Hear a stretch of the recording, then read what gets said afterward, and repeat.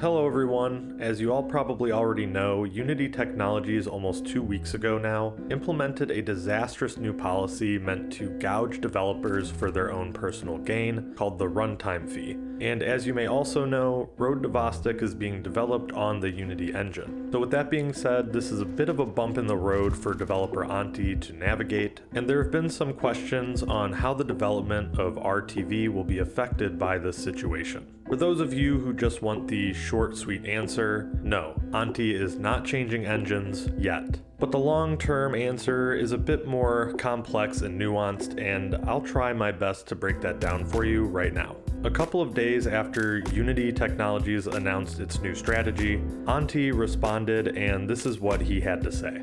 The good news here is that I have built this project to be as modular as possible, and since I own 100% of the company, I can make whatever decisions I feel are best for the game.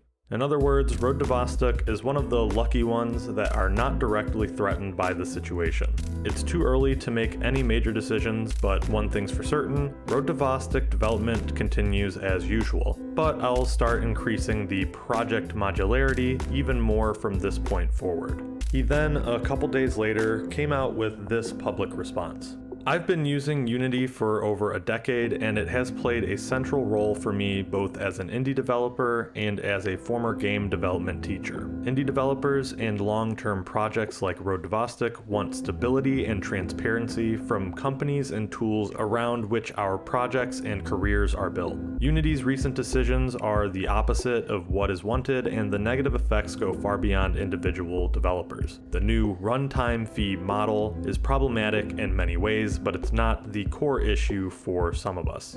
The core issue is an out-of-touch mentality, a lack of understanding of the game development ecosystem through these recent decisions, and most of all, trust in the future of the platform. The development of Road to Vostok will continue on Unity, but the preparations for alternative platforms will begin if Unity is not going to start rebuilding stability, transparency, and trust. So let me just take a second and say, Antti is handling the situation very well and is seemingly unfazed due to his preparation and mindset. It's been interesting to watch his response to this situation unfold, but what does this mean for the development progression? As stated, Antti wants to see a rebuilding of trust with the developers, but it's hard to say where this measurement of trust is for Antti, especially considering Unity has been his engine of choice for over a decade now.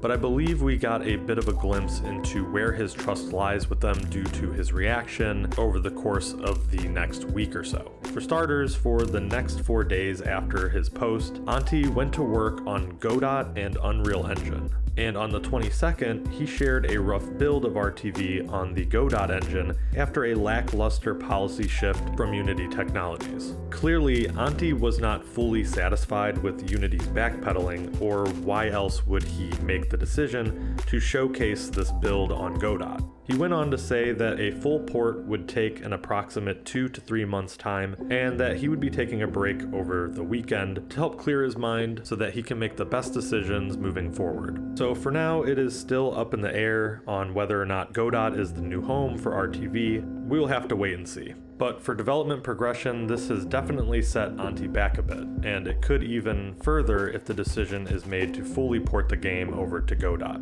I should add that the Unreal Engine is not being mentioned here as an alternative because Antti stated that the engine would be overkill for this project and that Godot seemed to be a better fit overall. And that's all I got for you today. Thanks for stopping by. Like and subscribe and comment what you think about all of this news down below, and I'll see you in the next one. Peace.